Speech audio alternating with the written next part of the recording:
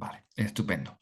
Bueno, pues muchas gracias, Enzo, en primer lugar, por prestarte a tener esta entrevista o esta comunicación, que básicamente, como te comentaba antes, pues se acompaña a la publicación de un número monográfico de la revista Pensamiento al Margen en torno, pues, a lo que puede ser tu teoría intelectual y que incluye, pues, diferentes aportaciones, críticas, reconstrucciones, reflexiones a partir de muchos de tus diferentes trabajos. Entonces, bueno, pues la verdad es que la oportunidad de tenerte delante comentando también tu propio recorrido intelectual, pues evidentemente, como te puedes imaginar, le da bastante peso al número.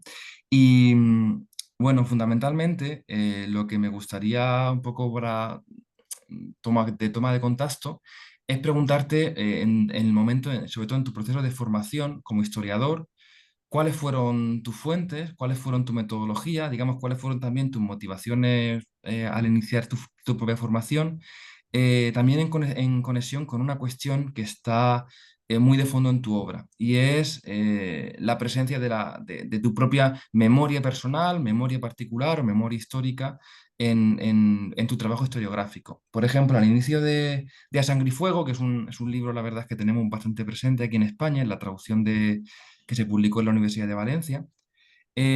Tú mismo hablas de que esta obra histórica sobre este periodo pues está alimentada o está atravesada por tus propias memorias o por tu propia, lo que tú en ese momento, tomando la noción de Hirsch, llamas una posmemoria, que tú retomas y que está en el trabajo. Entonces, por eso te quería preguntar, pues por un poco si pudieras nos comentaras alguna cuestión o comentaras alguna cuestión relativa a tu formación historiográfica y a esta cuestión de cómo la memoria o tu particular memoria ha subyacido a tu formación historiadora y también eh, ha motivado ese compromiso político que está muy presente en toda tu obra. Sí. Bueno, primero, gracias por la invitación a esta entrevista y gracias por dedicar un número de la revista Pensamiento al Margen eh, a mi obra. Es un gran honor para mí y te agradezco mucho por eso. Bueno, contestar esta pregunta no es tan fácil porque es una manera de plantear, ¿cómo decir?, interrogantes con respecto a mi propia identidad y mi recorrido existencial e intelectual y político en mismo tiempo. Y, sabes, yo, mm, muchas veces leo con precauciones o con cierta desconfianza los textos autobiográficos, ¿no? Ujú. No solamente de los historiadores, de una manera general, no porque no sean honestos, porque sean escritos con una intención de borrar o de mentir. No hay mentiras, pero digamos, siempre hay, muchas veces de manera inconsciente, un deseo de racionalizar recorridos que son mucho más complicados o, digamos, miradas apologéticas eh,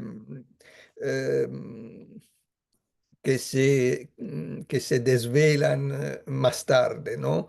Entonces, para veces es más interesante el trabajo que hacen desde afuera otros, los biógrafos, que que las autobiografías. Entonces, sí puedo formular algunas hipótesis sobre todo eso, pero yo salgo de una constatación general que es que hay una parte de subjetividad en el trabajo de todo historiador, que lo reconozca o no. Esta parte de subjetividad es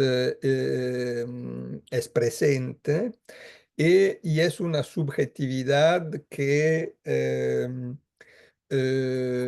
orienta el trabajo del historiador en el sentido de la definición, la elección de un objeto de investigación, la manera de acercarse a este objeto, la selección también de de las herramientas metodológicas para analizarlo, las formas, digamos, las empatías o heteropatías que el historiador puede establecer con su objeto de investigación.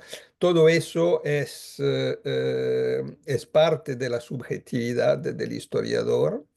Y esta subjetividad no es algo arbitrario, es una subjetividad que surge de una posición social en un contexto intelectual, político, eh, institucional eh, que los investigadores no eligen, que es un contexto objetivo en el cual trabajan, ¿no?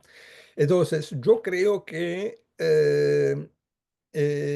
tenemos que ser conscientes de esta subjetividad eh, y, y la dificultad del historiador consiste en lograr una manera, no digo ideal, pero una manera más o menos aceptable de manejar esta subjetividad. No para negarla, no para suprimirla, pero para trascenderla, es decir, ser capaz de establecer en la medida de lo posible una distancia crítica con respecto a su propia subjetividad. Ser conscientes de que mi primera mirada sobre este acontecimiento es esta porque, porque yo miro al pasado con un conjunto de valores, con un conjunto de ideas. eh, entonces hay herencias, hay memorias que son individuales y de grupo, colectivas, todo eso orienta, moldea una mirada al pasado. Pero es importante saber que esto es mi acercamiento y que este acercamiento tiene esas premisas, ¿no? Ujú, Entonces, yo creo que esto es importante para ser, bueno, intentar por lo menos eh, de sobrepasar su propia subjetividad y de reconocer y tomar distancia con respecto a la subjetividad de los actores del pasado. Eh, bueno, eso es lo que yo llamo la historia crítica. La historia crítica, que no es una historia neutral, no es la idea de hacer una historia objetiva que pueda ser desconectada de los conflictos que atraviesan la sociedad pero digamos una historia crítica que sin caer en la ilusión de la neutralidad axiológica de la ciencia o del conocimiento, etcétera, tampoco sea una historia sectaria, es decir, eh, eh, una historia que tenga como objetivo la justificación de un planteamiento ideológico, político o otro. Muchas veces se habla de la historia desde abajo o de la historia del punto de vista de los oprimidos, etcétera. Sí, sí, y yo creo que son definiciones pertinentes. Pero esa es una metodología, es decir, y la historia desde abajo significa reconocer los oprimidos o los subalternos como actores y sujetos históricos y entonces para comprender el pasado hay que tomar en cuenta su punto de vista y sus motivaciones, sus culturas, etcétera. Pero, digamos, siempre eso es una ley, como decir, es un logro, lo creo, de las últimas décadas. Eh, la historia de las mujeres fue un alcance extraordinario porque reintroduzco en la historia un sujeto, un actor fundamental que siempre había sido borrado. La historia de las clases subalternas fue un alcance extraordinario porque reintroduzco en la historia los que habían sido excluidos, pero no se puede comprender el pasado si se reconstruye el pasado solamente como historia de las mujeres o como historia de las clases subalternas, porque las mujeres como las clases subalternas, como las minorías raciales, étnicas, religiosas, o también la historia de las élites, son todas siempre interconectadas. Entonces, la idea es una historia integrada que pueda, eh, ¿cómo decir?, eh, acercar el pasado como una totalidad social, cultural, hecha de estructuras y de subjetividades.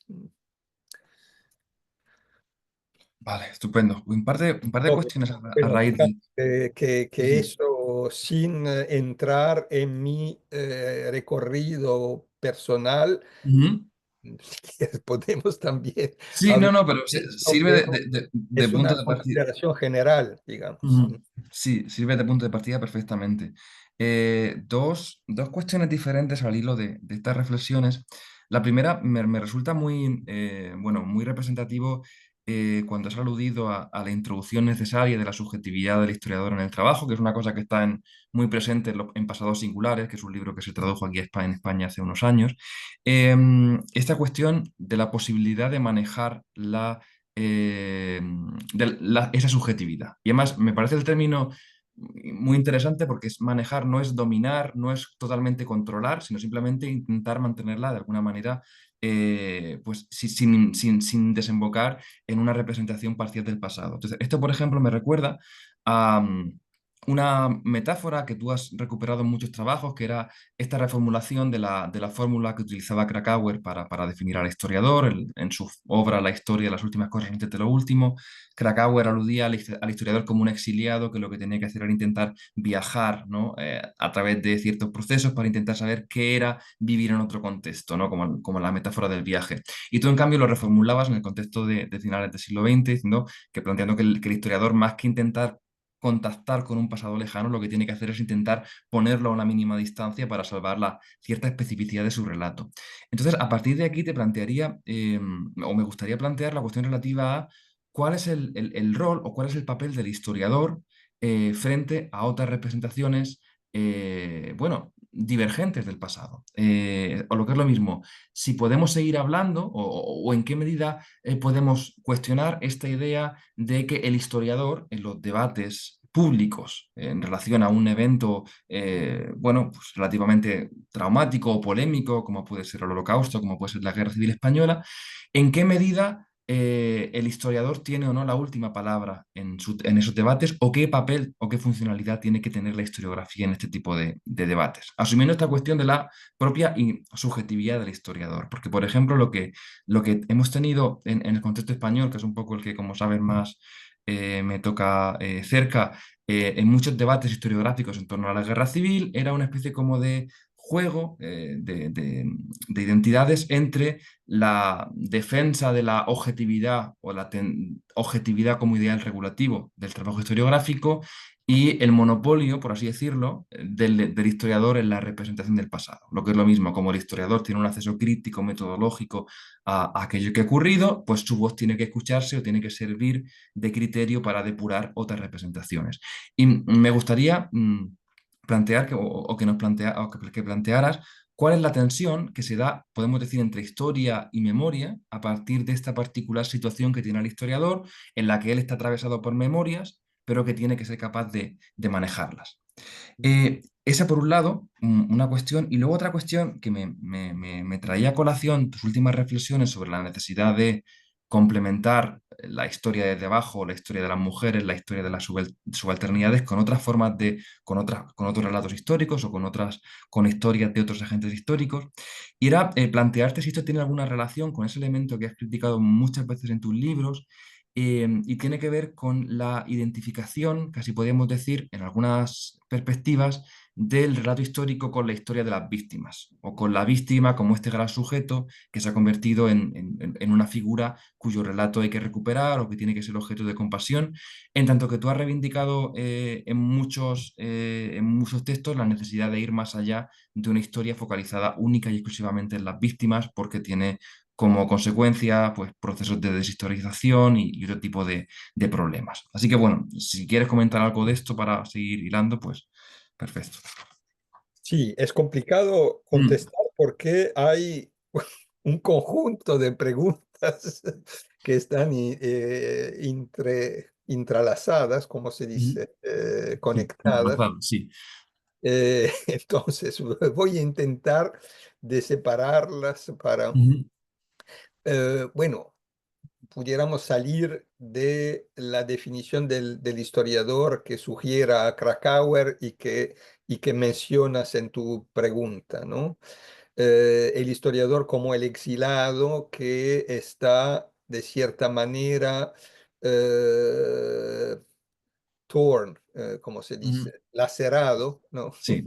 Dividido, dividido entre el presente, la sociedad y el tiempo en el cual él vive y escribe, y el pasado, que es el objeto de su investigación.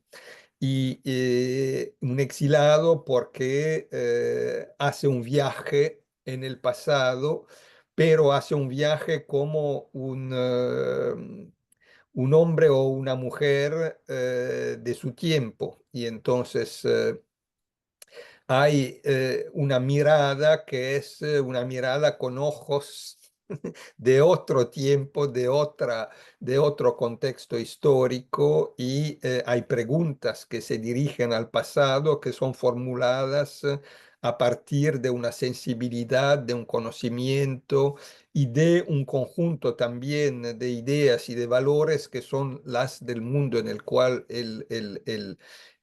al cual él pertenece. Entonces, esa es la subjetividad de la cual tenemos que ser conscientes. Bueno, lo que ocurrió y que está ocurriendo en esos últimos años es, eh, digamos, una manera de no solamente reconocer que hay una subjetividad del historiador, sino una manera de asumirlo, enfatizar esta subjetividad y hacer de esta subjetividad el motor, como decir, de la escritura de la historia. Y entonces hay una historiografía nueva, radicalmente nueva, que yo llamo subjetivista, ¿no? eh, y, eh, y que se traduce, y eso es el cambio lo más contundente y espectacular, digamos, y, ¿cómo decir? Lo que pudiera parecer como una Ujú, revolución historiográfica, una historiografía escrita en primera persona. es decir, el historiador que dice yo. Eh, y esto es un cambio notable porque es una manera radicalmente nueva de escribir la historia. Eh, y es un cambio que transforma la relación entre escritura de la historia y literatura, porque significa introducir una dimensión autobiográfica en el relato histórico. Es decir, yo que pertenezco al siglo XXI, escribo en primera persona un libro sobre una época en la cual yo no había nacido y, y que no puedo conocer por mi propia memoria y mi experiencia individual, digamos. Es un cambio notable y implica una, ¿cómo decir? Una narrativización de la investigación histórica. Es decir, todo el trabajo que antes era escondido en nuestros libros de historia, es decir, todo el trabajo de investigación, de análisis de las fuentes, ahora es parte del relato. Es decir, yo describo cómo voy en los archivos, en las bibliotecas, las emociones que me agarran cuando yo descubro una fuente, un documento, etcétera. Y entonces mi historia personal eh, se dilúe, como es decir, Ujú, en la reconstrucción del pasado. Y hay una especie de relación simbiótica entre pasado y presente, ¿no? Que bueno, plantea un conjunto de problemas, ¿no? Es decir, si salimos de Krakauer, el historiador como el exilado que hace un viaje, bueno, la escritura de la historia que es la descripción de lo que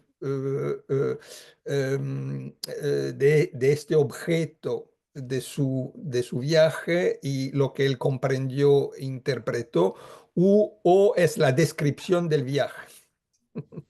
Eso es el problema fundamental. Digamos que yo no soy por principio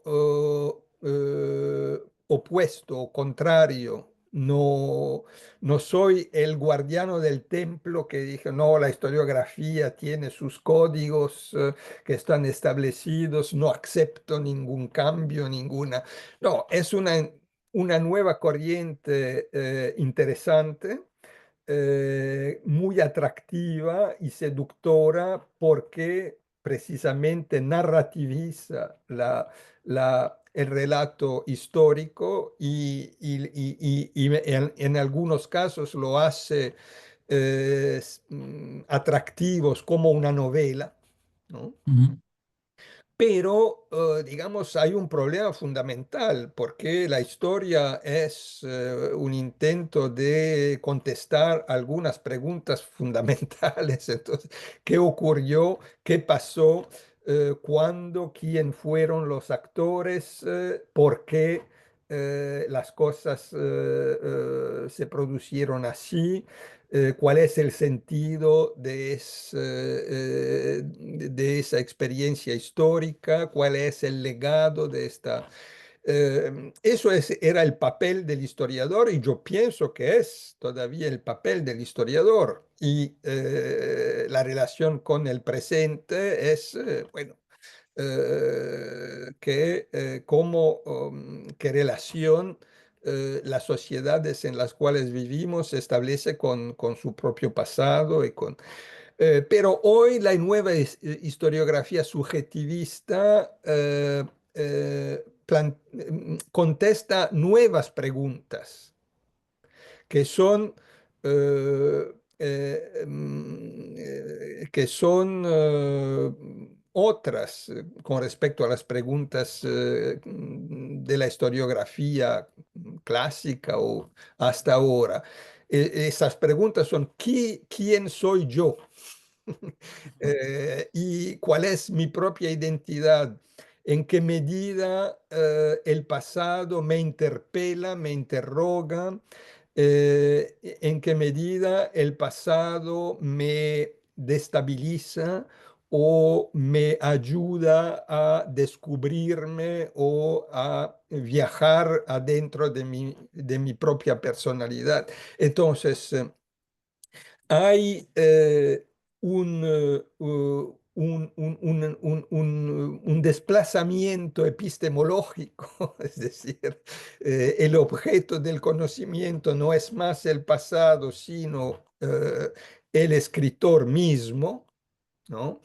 Y eso, digamos, para mí es un problema, y yo explico este cambio metodológico o este desplazamiento epistemológico, esta nueva manera de escribir la historia como el producto de un régimen de historicidad que es el nuestro en este comienzo del siglo XXI, y que es un régimen de historicidad neoliberal o presentista, es decir, es el ingreso del subjetivismo, del individualismo, que son los rasgos de un paradigma antropológico del capitalismo neoliberal dentro de la disciplina que se llama historia. ¿Mm?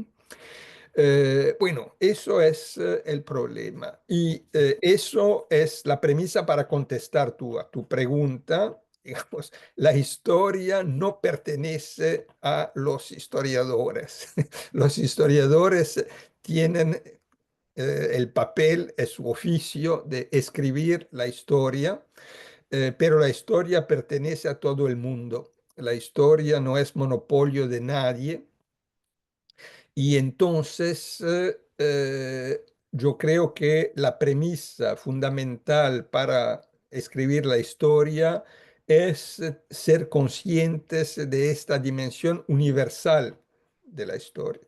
Y, y- y la conciencia de esta dimensión universal de la historia, de mi punto de vista, es bastante contradictoria y establece tensiones conflictuales con un planteamiento subjetivista que define la historia como una especie de relato personal, de relato individual. Yo investigo el pasado para escribir un libro que es la narración de mi propia relación con el pasado. Eso no es mi concepción de la historia.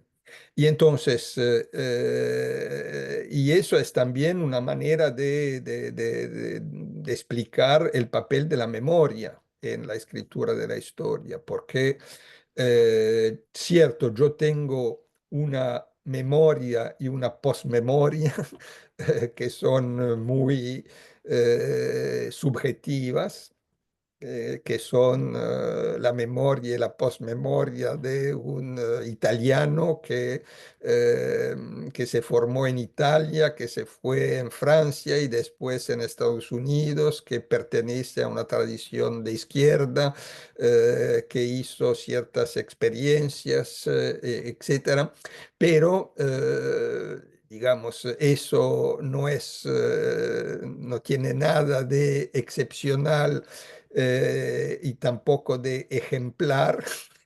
Es un dado autobiográfico porque cada uno tiene su propio recorrido personal, pero para escribir la historia hay que sobrepasar esta memoria y esta posmemoria personal, es ser conscientes en qué medida mi memoria y mi posmemoria son compartidas por un grupo que puede ser un grupo generacional, un grupo que sea político, intelectual, grupo en el sentido de una comunidad, eh, una corte, se dice, digamos, no sé, Sí, una... de otra manera, de Ujú, toda manera, digamos, es algo que hay que sobrepasar para escribir la historia, porque la historia es, es un relato que incluye las memorias individuales y de grupo, pero la trasciende también. Esa eh, es, yo creo, la condición necesaria. Porque de otra manera se cae en otra,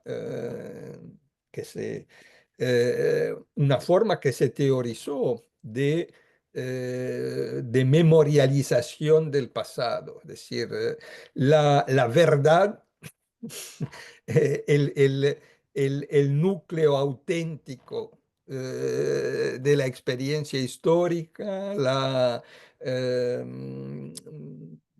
el sentido verdadero del pasado es la manera en la cual una experiencia fue vivida como, qué sé, en el caso de los genocidios, como un trauma, por ejemplo. ujú, Y entonces es solamente la memoria que te permite de agarrar este sentido. Y el resultado es Claude Lanzmann y Shoah, ujú, que hace una película sobre lo que se queda de Auschwitz como conjunto eh, ¿cómo decir?, de, eh, experiencia vivida. ¿M? ujú. Sí. Y el sentido de una experiencia que tampoco es transmisible, que es puramente individual, y el arte del historiador en este caso sería agarrar este núcleo absolutamente único, incomparable, intransmisible, casi indicible. ¿Ah? Si yo agarro algo de esto, yo he, digamos, logrado el sentido del pasado y después, como dice Lanzmann, toda la producción historiográfica no podemos, ¿cómo decir? Podemos Prescindir de ella, sí. dejar a la Mm. basura porque no tiene ninguna importancia. Bueno, eso es una deriva muy, muy peligrosa. ¿Ah? Claro. Sí, recuerdo cuando algunos de los textos que en su momento leía de Raúl Gilbert, cuando daba cuenta de su diálogo con algunos testigos y en relación con esta problema de la experiencia vivida o de la recuperación de la experiencia vivida en sí misma, parecería, ¿no? Como un núcleo palpitante a través de la memoria. Cuando mencionaba aquello de muchos testigos me decían que por muchos datos que recopile, por mucha información que obtenga, por muchas fuentes a las que vaya, no conoceré la Shoah, no conoceré el Holocausto porque yo no estuve allí, como una especie como de, pues es el elemento de experiencia de intransmisibilidad con el cual pues parece que la historiografía tiene poco que hacer más allá de intentar pues transmitir su indecibilidad, ¿no? Que es una cuestión que está muy detrás de las teorías sobre el trauma de diferentes autores vinculados a Paul de Man y a darle sentido a través de historia, literatura, etcétera. A partir de todo esto, Enzo, y volviendo a la cuestión de la formulación de las relaciones de historia y memoria, ¿te sigue pareciendo aceptable o en qué sentido, si es el caso, la famosa formulación de la relación entre ambas, de la memoria como matriz de la historia o de la memoria como madre de la historia? ¿Crees que es una metáfora que sigue teniendo potencialidad o el hecho de que la historia tenga que estar yendo más allá de la memoria obliga a repensar esa metáfora? Porque es una metáfora, bueno, de Riquet y estos autores con la que se utiliza mucho, se piensan mucho esas cuestiones y me planteo si esta reformulación la hace admisible o nos obliga a pensarlo de otra manera. Sí. Eh, eh, Sí, digamos que yo tengo una discrepancia radical con esta concepción de la historia que después de Shoah, Claude Lanzmann teorizó en varios textos. Tengo también una discrepancia fundamental con Raúl Hilberg, porque Raúl Ujú, Hilberg en su propia autobiografía y en su gran libro sobre la historia ujú, del Holocausto, él, digamos, de una manera normativa, es una postura metodológica reivindicada, él excluye la memoria como fuente. ujú, En su autobiografía él es muy honesto, es decir, él dice abiertamente, yo he dedicado mi vida a estudiar la historia del Holocausto porque soy un judío austríaco, porque mi familia se exilió en Estados Unidos, porque yo tuve la oportunidad de descubrir esa biblioteca y las fuentes. Y entonces él explica cómo llegó en términos de subjetividad, digamos, de un recorrido individual a elegir este objeto de investigación en una época en la cual no se hacían carreras académicas investigando el holocausto, ¿no? Pero después, en su manera de escribir la historia del pasado, él hace digamos, toma como premisa la idea de que hay que excluir la memoria porque la memoria es solamente un obstáculo a la reconstrucción del pasado, que es un proceso de objetivación y todo su trabajo es basado exclusivamente sobre archivos.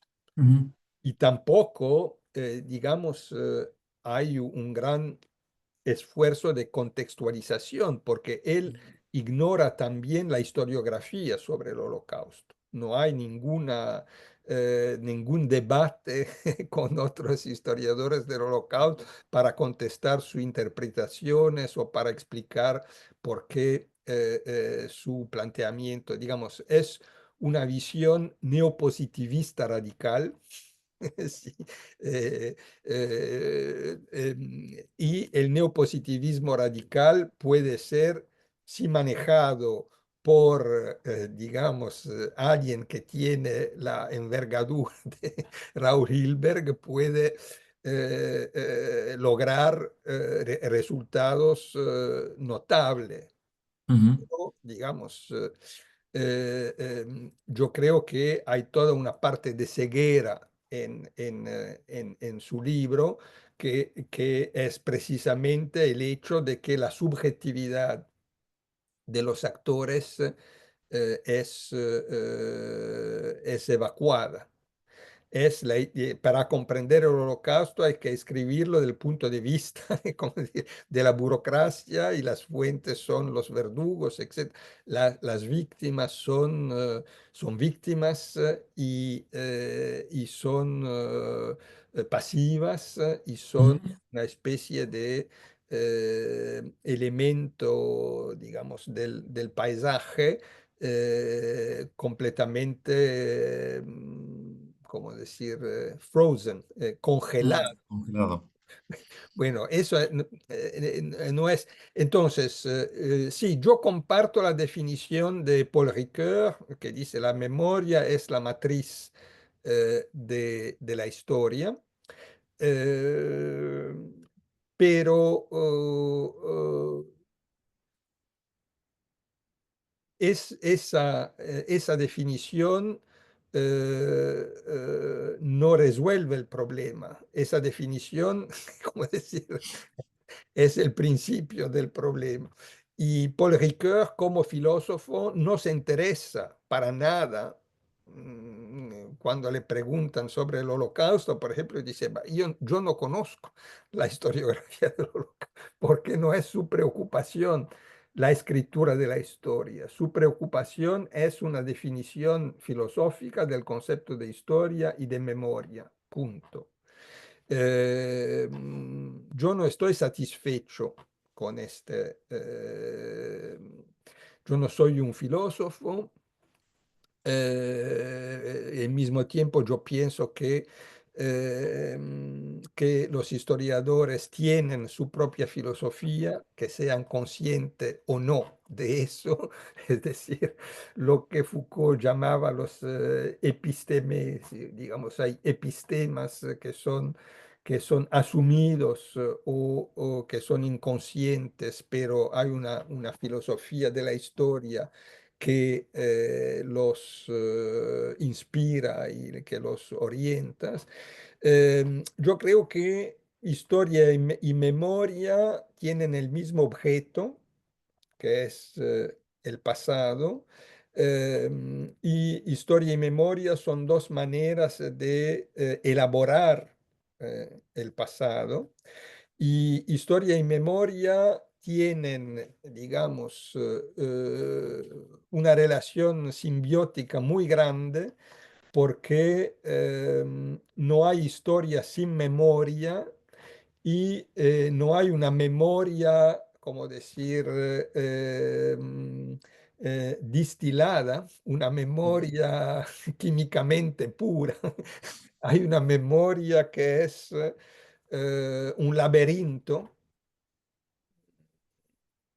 que es el producto cierto de experiencias personales, de recuerdos o es una postmemoria, es decir, de recuerdos transmitidos, de una herencia, pero la memoria se construye en un contexto social en el cual actúan también la educación, la historia, como manera de, como decir, de enmarcar o framing, Sí. frame, de enmarcar o de moldear los recuerdos personales. Y hay políticas de la memoria, hay instituciones ¿cómo decir? Que encuadran, que organizan la memoria. Hay también dispositivos jurídicos que te explican cómo puedes, un marco legal en el cual hay que ubicar el pasado, y hay la industria cultural, que es, digamos, el factor fundamental de construcción de un imaginario colectivo del pasado. Y esta es la memoria, y entonces no hay una memoria individual que sea químicamente pura, es el producto de todo eso. Y la historia se escribe en una relación dialéctica permanente con la memoria, porque la historia es la formalización, la sistematización, la codificación o eh, la escritura, digamos, de un relato que intenta contestar a esas preguntas que surgen de la sociedad y de la memoria colectiva. Eh, Ujú. entonces, historia y memoria marchan juntas, marchan en una relación que puede ser, digamos, de cooperación, de alianza, de conflicto, pero, digamos, marchan juntas. Y la ilusión del historiador es de hacer algo que no tiene nada que ver con la memoria, es una ilusión. porque no es así para nada. Pero otra vez, yo creo que los historiadores tuvieran que ser conscientes de esa relación simbiótica entre historia y memoria para manejarla y saber que, mm, bueno, de este punto de vista, pido disculpas si eso puede aparecer conservador, tradicional o obsoleto. Yo estoy de acuerdo con Eric Hobsbawm, Ujú, gran historiador con el cual puedo tener también discrepancias, pero Eric Hobsbawm reivindica el papel universal del historiador y dice, bueno, el historiador escribe para todo el mundo, porque la historia pertenece a todos y todas, y no escribe por sí mismo, no escribe para las mujeres, no escribe para los judíos, no escribe para los obreros, escribe para todo el mundo. Puede decir, sí, es más simpático el historiador que la historiadora que escribe para las mujeres o los oprimidos que el historiador apologético de las élites que te explica ujú, que el mercado es el motor de la civilización, etcétera. Una historiografía neoliberal que existe, cierto, pero digamos que yo soy muy vinculado a esta concepción universal del papel del historiador. una condición universal que se traduce en esta idea de que el historiador tiene que, aunque la memoria sea su matriz, siempre tiene que intentar ir más allá de trascender su propia memoria para Sí. facilitar una elaboración del pasado.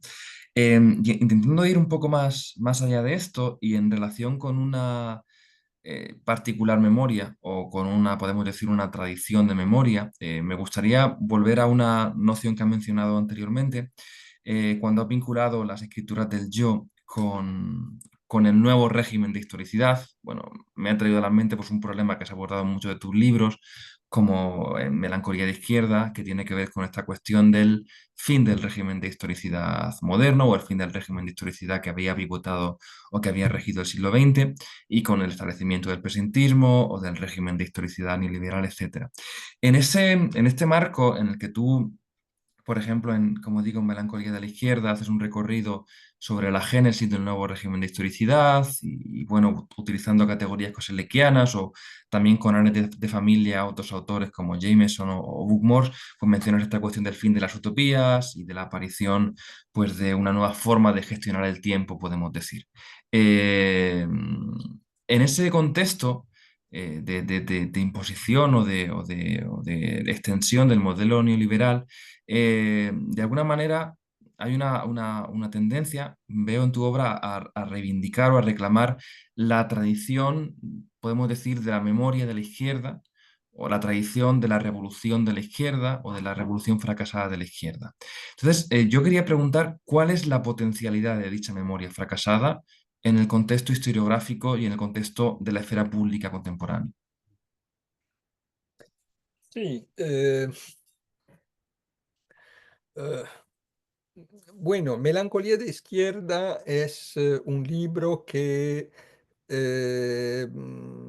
tiene una premisa que es, digamos, que surge de una constatación em, que me golpeó mucho.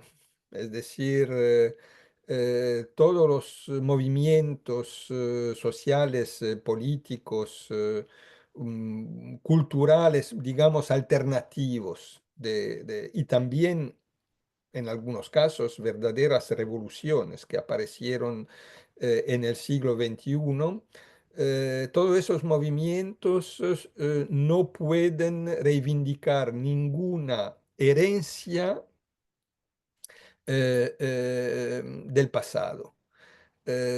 Son movimientos que no se inscriben en ninguna continuidad histórica. que no se reconocen como herederos de las revoluciones del siglo XX, revoluciones socialistas o comunistas o anticoloniales o antiimperialistas, etcétera.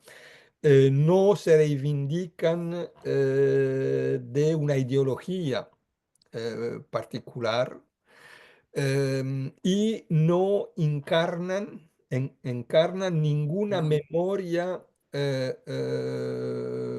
del pasado, o fuera de, digamos, algunos segmentos y memorias que no son antiguas, que son memorias bastante recientes. Es decir, Me Too, el movimiento Me ujú, Too, se reconoce como heredero del feminismo de la década de los 60 y 70. ujú, O Black Lives Matter se reconoce como heredero de movimientos para los derechos civiles de los negros en Estados Unidos en la posguerra, ¿no? Sí, esto sí. O hay referencias muy abstractas, ¿no? Es decir, referencias aisladas. Por ejemplo, que sé, hay una referencia a la Comuna de París, que ujú, es algo desconectado de la historia del movimiento obrero, del socialismo, del anarquismo en el siglo XIX. Pero de una manera general son movimientos huérfanos, son movimientos que no, bueno, repito, que no se inscriben en ninguna continuidad histórica con el pasado. Y esto fue, digamos, la constatación que me empujó a escribir este libro. Porque la melancolía de izquierda, yo digo, la melancolía es un sentimiento que pertenece a la naturaleza humana de una manera general. Es un sentimiento que pertenece a la cultura de la izquierda y a la cultura revolucionaria también, pero es un sentimiento que siempre fue censurado, que nunca fue reconocido y que cuando aparecía siempre fue sublimado o estigmatizado. Es decir, y yo me pregunté por qué. ujú, ¿Por qué estaba casi imposible reconocer em, em, siempre, digamos, que todas las derrotas del pasado eran conmemoradas como etapas de una batallas perdidas en una guerra que cierto será vencida. O como la conmemoración de los mártires que eh, ujú, no deja tiempo para las lágrimas porque hay que seguir la lucha. Es decir, la melancolía fue suprimida y censurada porque siempre apareció como un rasgo de debilidad, como un rasgo de... Y eso es interesante porque desvela toda una cultura de la izquierda, que es una cultura eh, guerrera, una cultura que tiene también marcos de género, una cultura bastante machista. ujú, La melancolía es un sentimiento y el sentimiento pertenece a las mujeres.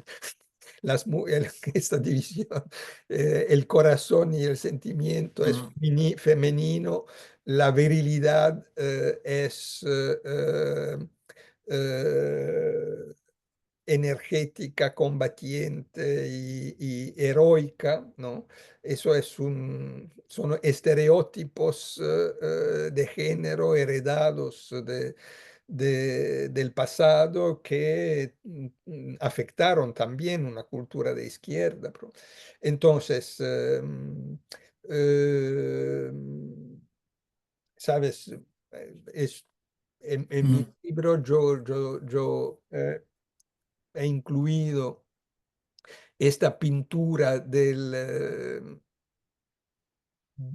artista lo más orgánico del Partido Comunista Italiano en la posguerra, ¿no? Renato Guttuso, ujú, una pintura sobre los funerales de Togliatti, el líder del Partido Comunista Italiano, que muestra el duelo del pueblo comunista que acompaña al líder a su tumba, al cementerio, ujú, pero toda la pintura es marcada por las banderas rojas, como ujú, son los dos cuerpos del líder, ¿no? Hay un ujú, cuerpo que es físico y que es mortal, pero el socialismo es inmortal, el comunismo es inmortal y también los funerales son una ocasión de reafirmar esta inmortalidad.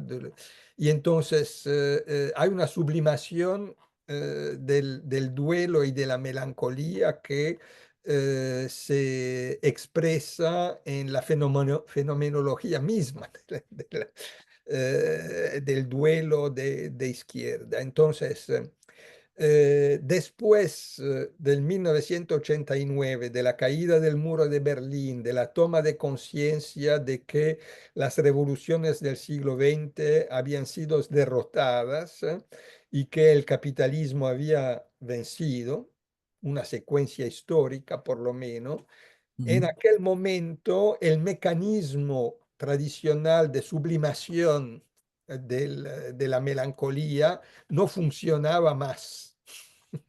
No funcionaba más. Y entonces, de repente, la melancolía de izquierda se hacía visible y podía ser reconocida, podía ser ujú, pensada y elaborada, ¿no? Entonces, y es lo que yo intenté hacer, pero es un trabajo de historia cultural. Es decir, la melancolía no es algo nuevo que surgió al final del siglo XX, algo que siempre existió, ujú, pero que no pudiera ser pensado o no pudiera ser elaborado por un conjunto de razones. Ahora se puede hacerlo. Y ujú, yo creo que esa es como decir, es ¿cómo se dice?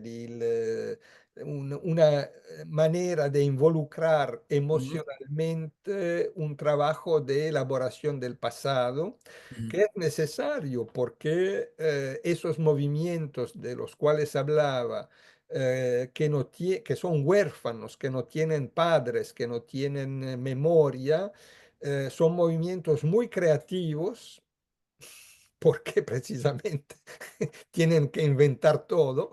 eh, Son muy creativos, pero son muy débiles también, porque no tienen esta fuerza que existía en el pasado y que estaba vinculada a la conciencia de pertenecer a una corriente de la historia, ¿no? Yo puedo morir, pero yo pertenezco a un movimiento que transcende mi propio recorrido individual. ¿M? Hoy esta conciencia no existe más. No, no existe más en esos movimientos en la izquierda la idea de decir, bueno, yo pertenezco a un movimiento que nació antes de mí y ujú. que va a seguir después de mí y que logró tantas conquistas que, bueno, vivimos en un mundo en el cual todo eso es puesto Ya. en discusión. Entonces, la melancolía de izquierda es, eh, digamos, siempre yo insisto sobre este punto, no es una nostalgia em, del pasado. No es porque puede ser la dimensión emocional de una elaboración muy crítica del pasado. No es una resignación, es decir, somos melancólicos porque todo es perdido y no hay nada más que hacer, sino expresar su duelo, ¿no? No es una enfermedad de la izquierda, no es una patología que hay que cuidar y tampoco es una terapia, no es prescriptiva, digamos. Es una dimensión de la cultura de la izquierda que se puede historizar y es Mm. lo que yo intenté hacer. Y yo cito a Raymond Williams que dice, bueno, hay una estructura de sentimientos de la izquierda y, por supuesto, hay, bueno, que sé, ¿cómo se dice? La erupción utópica durante es un momento de entusiasmo, de pasión, de gozo, se dice, de jouissance, diría Lacan, de, Ujú. de gozo. Bueno, la revolución significa también el placer de una acción colectiva, actuar juntos, ser felices porque estamos cambiando el curso del mundo y lo estamos cambiando a través de una acción colectiva que desvela un sentimiento de humanidad, de fraternidad, de amor. Digamos, eso es un sentimiento de la izquierda, pero hay también Ujú. otro, y la melancolía es otro sentimiento de la izquierda. Entonces, no es resignación, no es una terapia, no es una enfermedad, es una dimensión emocional que hay que reconocer como tal, ¿no? Ujú.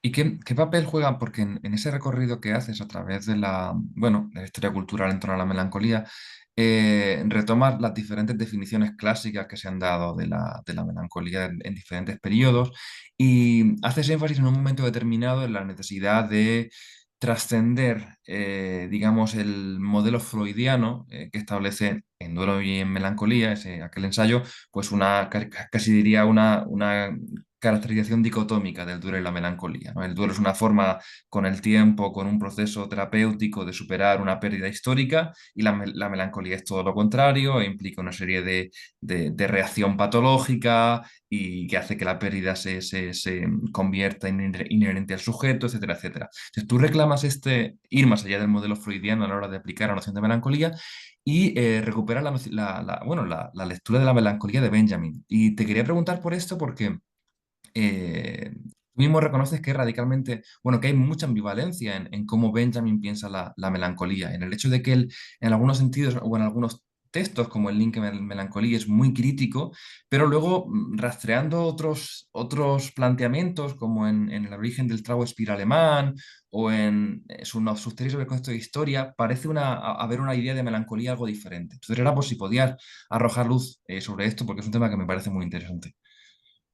Sí, sí, yo creo que la definición de la melancolía hoy ineludiblemente, eh, se dice así, Sí, sí, sí.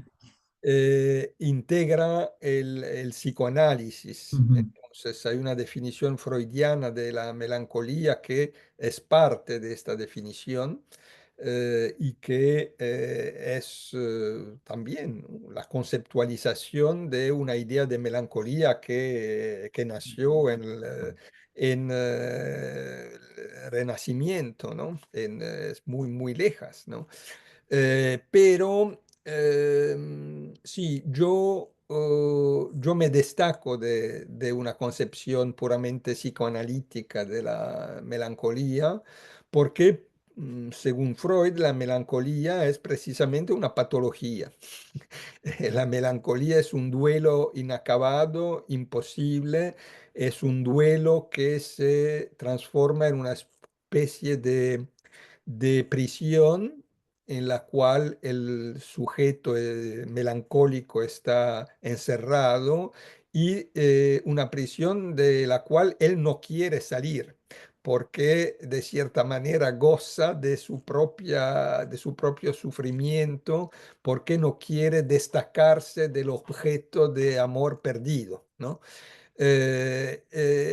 Y yo no, digamos, no hago un uso ortodoxo de esta definición de melancolía, pero la tomo en cuenta y sin considerarla como una patología, yo la considero como una forma de resistencia.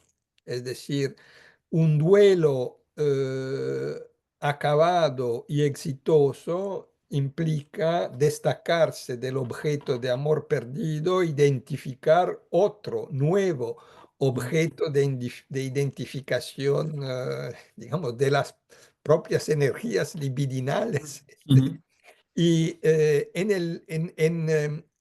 el siglo XXI, después de las derrotas de las revoluciones del siglo XX, una melancolía, y un proceso de duelo exitoso que no cae en la melancolía, sería, en términos intelectuales y políticos, sería una reconciliación con el orden dominante. Sería una reconciliación con el orden establecido, que es el orden que surgió de esta derrota. Y entonces, en nuestra época, en nuestro régimen de historicidad, la melancolía de izquierda puede ser una forma de resistencia, una forma de no adaptación, inadaptación al orden dominante.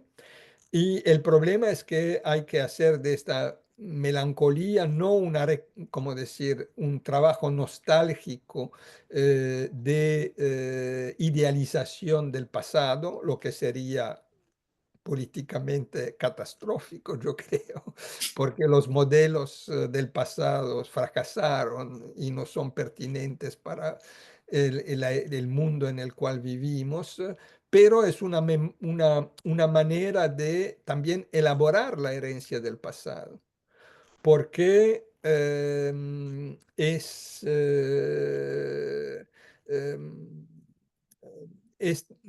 como decir, esos proyectos, esos movimientos, esas experiencias que levantaron tanto entusiasmo, tantas utopías, deseos de futuridad, digamos, y tanta pasión, ¿por qué fracasaron? Y cuál es el núcleo de estas experiencias del pasado que hay que salvar de cierta manera, porque la historia de las revoluciones, sí, es una historia que necesita un balance crítico, pero es incontestable que la historia de las revoluciones es también la historia de un, digamos, levantamiento colectivo, emancipatorio, liberatorio, que es digamos, eh, el núcleo de una herencia que no hay digamos, que enterrar o ujú. que rechazar.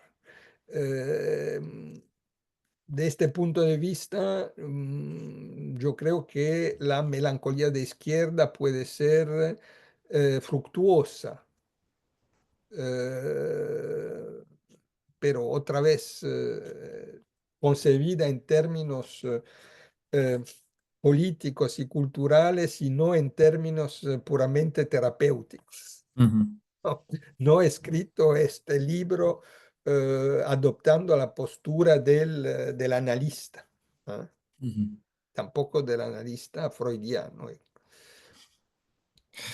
En relación con una cuestión que mencionabas cuando dabas cuenta de tus motivaciones para escribir este libro, aludías a esta cuestión de que muchos movimientos, bueno, potencialmente emancipadores o revolucionarios hoy, están huérfanos de pasado, no tienen un legado, no arrastran un legado. Me preguntaba si esto, a la hora de no conectar con un legado de memorias del siglo XX, eh, o lo que es lo mismo, de que la memoria de los proyectos de la izquierda no sirva de depósito o de referencia, puede estar vinculado con la conexión que se ha trazado retrospectivamente a través de un relato entre, pues, digamos, estos proyectos revolucionarios y la recaída en el totalitarismo. Digamos, esta idea, ¿no?, que has cuestionado en algunos de tus libros, según la cual, pues, la revolución o el proyecto revolucionario conduciría necesariamente al Gulag. Y esto me interesaba, volviendo también a la cuestión de la historiografía, porque hay una,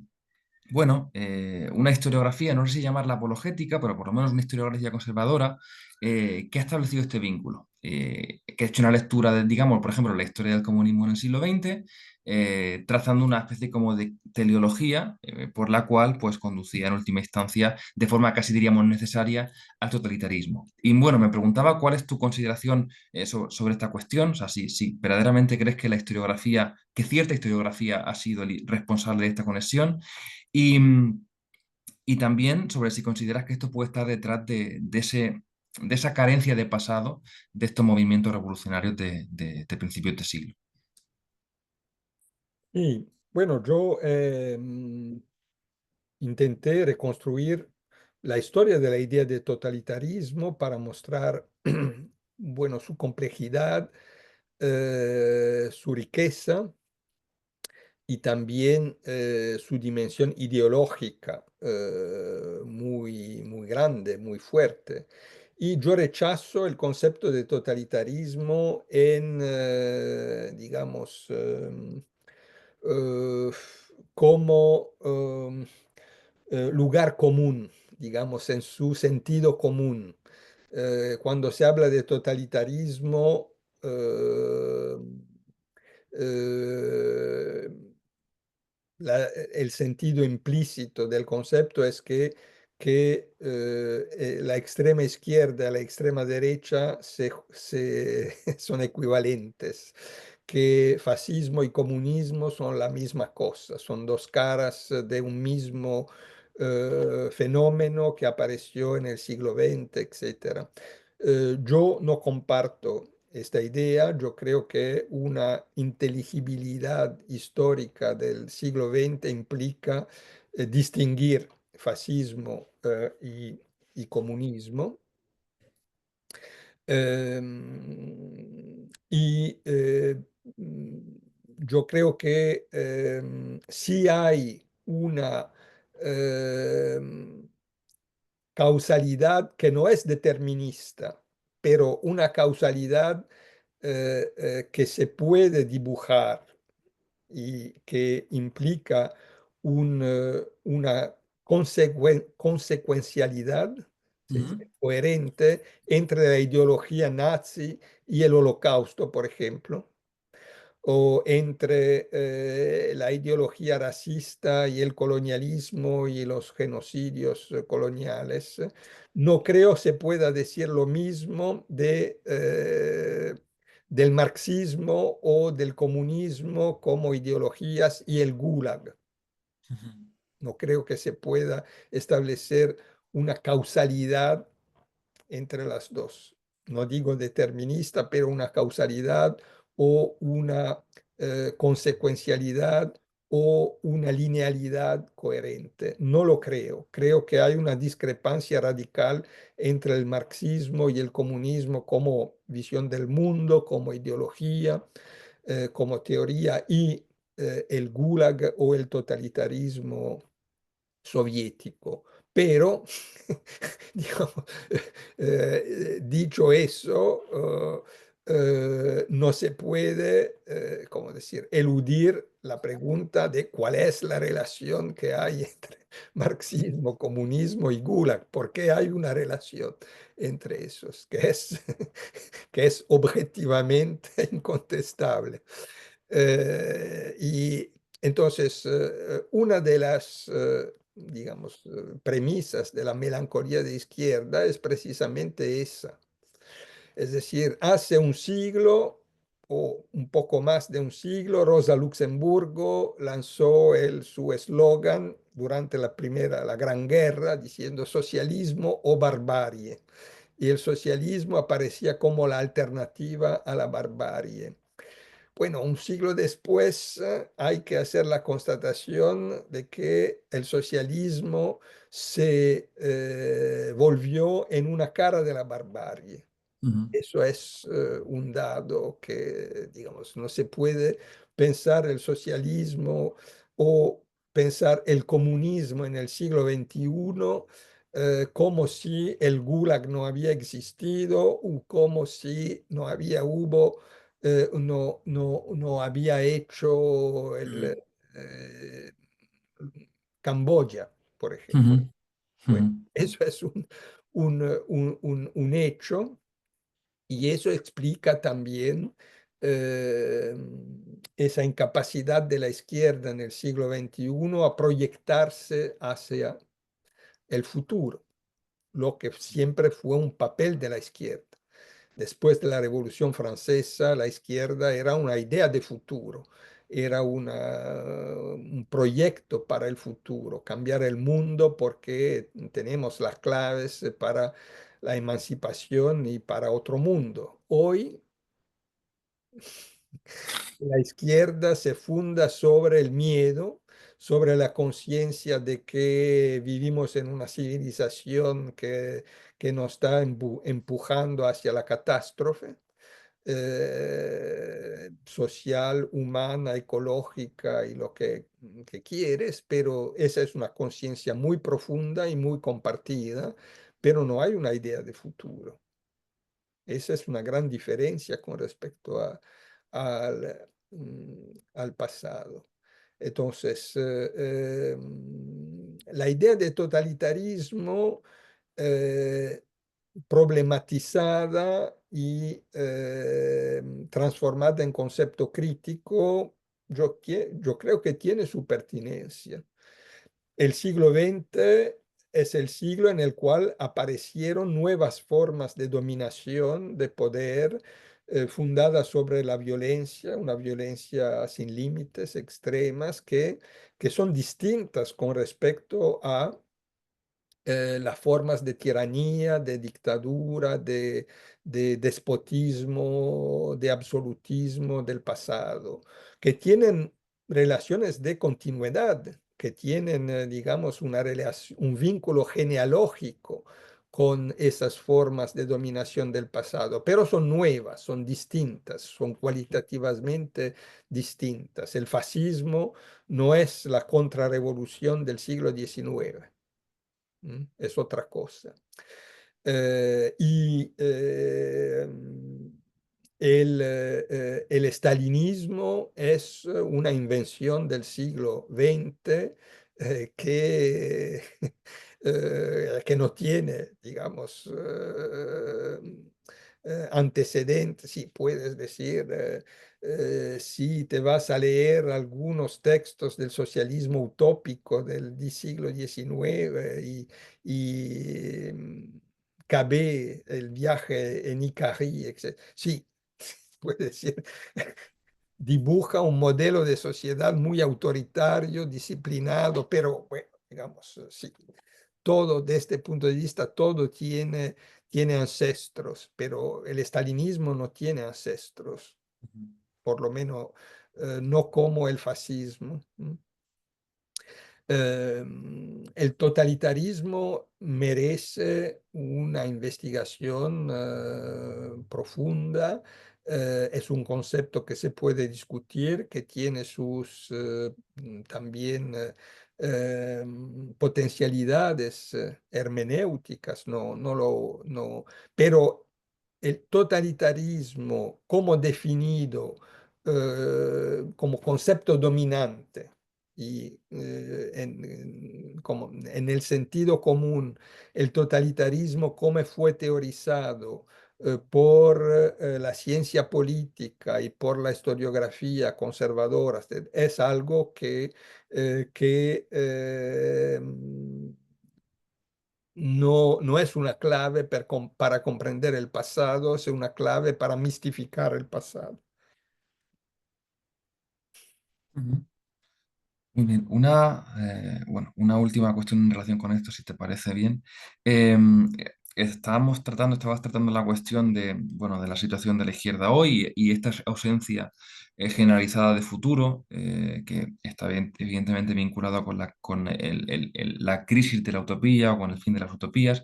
Y incluso más allá de ello, lo que nos encontramos y lo que aparece en algunas de tus obras más recientes tiene que ver con que ello se ha visto acompañado de un creciente aumento del apoyo político y social de la extrema derecha, que también parece tener algunas, bueno, resonancias con otros movimientos políticos del siglo XX, como puede ser el fascismo o como puede ser el franquismo en el caso de España. Que recuerdo que cuando estuve en 2017 Vox todavía no era un elemento relevante en mi país, pero ahora ya sí que desde luego lo es y está pasando en toda Europa, está pasando en Estados Unidos y en muchos lugares diferentes, que es un tema que yo también has abordado.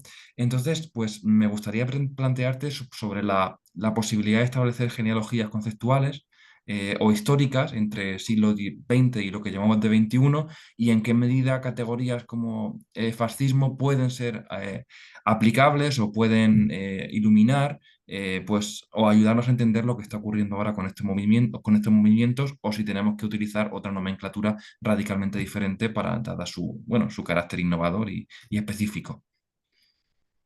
Sí, desde años yo hablo de posfascismo. Ujú, Posfascismo como una categoría precaria, es decir, es un, mm, la conceptualización de una situación transitoria.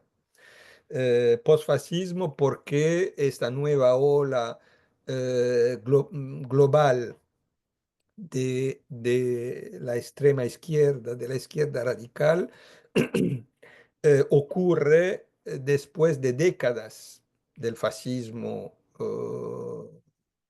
clásico en todas sus formas. El fascismo clásico, fascismo italiano, nazi, que se acabó al final de la Segunda Guerra Mundial, o franquismo que se acabó, ujú, bueno, ahora hace 50 años, ¿no? ujú, Entonces, y posfascismo, no solamente por razones cronológicas de distancia histórica, sino también porque estamos enfrentados a un fenómeno nuevo, un conjunto de movimientos que no se reclaman del fascismo, que no reivindican la herencia del fascismo. Em, Tampoco se dicen antifascistas, pero no reivindican una continuidad histórica con el fascismo y presentan un conjunto de rasgos distintos. De una manera general son mucho más conservadores que el fascismo clásico, que tenía una dimensión utópica, porque el fascismo clásico, como el comunismo, era una idea para el futuro, ¿no? Era un sueño. ujú, Mm, y esta idea de futuro estaba, ¿cómo decir? Eh, mm, eh, estructurada alrededor de mitos, ujú, ¿no? Una visión mitológica de la historia, etc. Hoy los movimientos de extrema derecha son muy conservadores, es decir, defienden valores conservadores, plantean una vuelta al pasado, como decir, también, digamos, el eslogan lo más que aparece, lo más entusiasmante para sus discípulos. ujú, Make America Great Again. ujú, ¿Ah? Es una idea de futuro, pero digamos, esa idea de futuro es una vuelta a una edad del oro en la cual Estados Unidos eran la más grande potencia del mundo, eran un país próspero, seguro, etcétera. El orden, había una ideología que no estaba contestada. Bueno, eh, eso es el horizonte ideológico de las nuevas derechas radicales. Ujú, Eh, pero postfascismo, porque hay una relación con el fascismo, porque no podemos pensar a esos fenómenos sin conectarlos a las experiencias del pasado de destrucción de la democracia por el fascismo. Y el posfascismo es una amenaza para la democracia comparable a lo que fue el fascismo en el pasado. Y durante mm, mucho tiempo yo estaba convencido que una de las claves para explicar este estallido de las derechas radicales era su capacidad a eh, dibujarse como una alternativa al neoliberalismo. Y esos en muchos países, ¿no? Que sé, en Francia es bastante claro. Marine Le Pen era muy conservadora en contra de la defensa de las soberanías nacionales, en contra de la globalización, de la Unión Europea, del euro, o defensas de los valores tradicionales en contra de las ideologías LGBT, etcétera, etcétera. Y también defensas de las capas populares en contra de las políticas neoliberales. Y una defensa del Estado social, pero un Estado social con fronteras étnicas muy bien definidas, ¿no? Un Estado social para los autóctonos, sin migrantes, sin refugiados, sin minorías, etcétera. En Italia también Giorgia Meloni fue capaz de lograr un gran éxito electoral porque representaba el único partido opuesto a Draghi, que era la encarnación del neoliberalismo en Italia. En Estados Unidos, Donald Trump era el candidato en contra del establishment en 2016. Eso es, digamos, había esa capacidad de plantearse como anti-neoliberales. ¿Mm? No digo anticapitalistas, pero un anti-neoliberalismo, una oposición conservadora y reaccionaria a la globalización y al neoliberalismo. Con excepciones, porque había también los movimientos de extrema derecha neoliberales como Bolsonaro en Brasil, ujú, como Vox en España, eh, y después llegó Milei en la Argentina, que es, digamos, la versión caricaturesca del, del anarcocapitalismo, ujú, etcétera, etcétera. Pero eso era, digamos, la dinámica de las extremas derechas hace 10 años, hasta una época muy reciente, hasta hace 2 años, y después hubo un cambio. Y este cambio es la crisis radical de los dispositivos, digamos, de políticos de los grandes países del mundo occidental, la crisis de la governance neoliberal, si quiere. ujú, Y repentinamente esos movimientos aparecen como interlocutores creíbles y de interlocutores auténticos, a los cuales las élites hacen confianza. ujú, Y eso es claro un poco, por todo lado, ¿no? ujú, Digamos, Giorgia Meloni es jefe del gobierno y tiene toda la confianza del Banco Central Europeo, de las élites europeas. ujú, Marine Le Pen aparece como una posible alternativa a Macron, porque Macron está en crisis. ujú, Alternative für Deutschland aparece no más como, digamos, el movimiento, la excepción horrorosa, sino como parte de las instituciones y el cambio es espantoso de este punto de vista. En Estados Unidos, eh, a la diferencia de 2016, en 2024 Donald Trump fue el candidato de las élites ujú, del capitalismo neoliberal. Y ahora creó, bueno, lo que es corriente definir una oligarquía, ¿no? ujú. Oligarquía, como Oligarquía. oligarquía, una oligarquía neoliberal, ¿no? Ujú, Y en la Argentina se vio hace, digamos, cuando apareció Milei, era el loco, era el tipo como Bolsonaro. ¿Quién ujú, puede hacer confianza en Bolsonaro?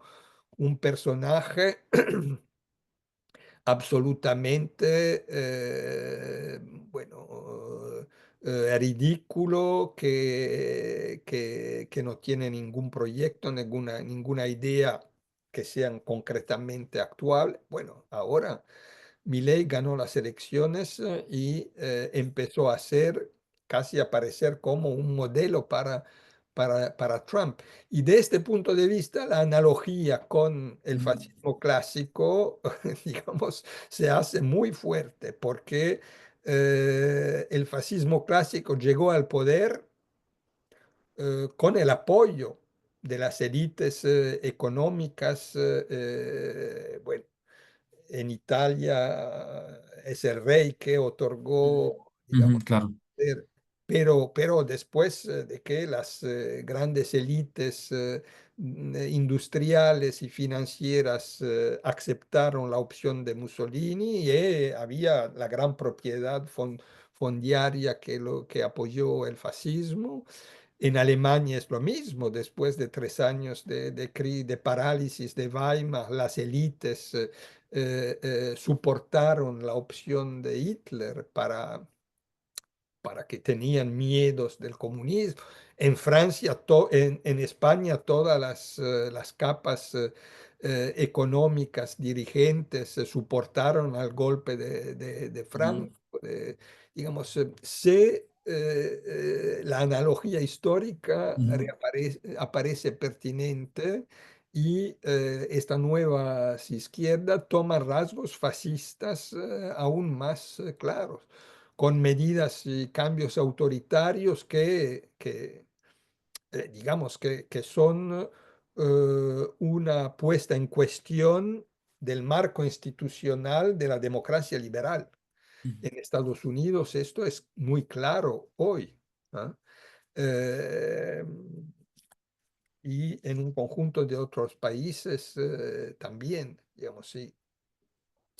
Eh, las medidas que proponen para combatir la inmigración o para defender los valores tradicionales son medidas que ponen en cuestión el Estado de Derecho y la democracia liberal. Entonces, yo creo sí se puede decir que estamos enfrentados a una amenaza fascista. ujú, Y yo lo digo, vamos, yo estoy protegido porque relativamente, porque si pensamos a lo que está ocurriendo en New York en este momento, porque yo no fui el líder de un ujú, movimiento en contra del genocidio en Palestina, el líder de un movimiento de masa, y ujú, porque Cornell es aislada, no es ujú, Columbia, un claro, campus con las cámaras de todo el mundo que están. claro. Pero el tipo que está preso ahora y amenazado de expulsión, de deportación, es un tipo que como yo tiene una green card. eh, Ujú, y entonces, teóricamente, los argumentos que utilizan para justificar su expulsión pudieran muy bien ser aplicados a mí, a un conjunto, a mucha otra gente como yo, ¿no? ujú. Eh, y digamos, la situación es preocupante. Mm. Sí, están las cosas mucho peor que la última vez que nos vimos, en 2017. Bueno, si te parece bien, lo podemos dejar aquí. Yo creo que hemos hecho un recorrido bastante amplio de cuestiones, así que si te parece bien, podemos dejar aquí la entrevista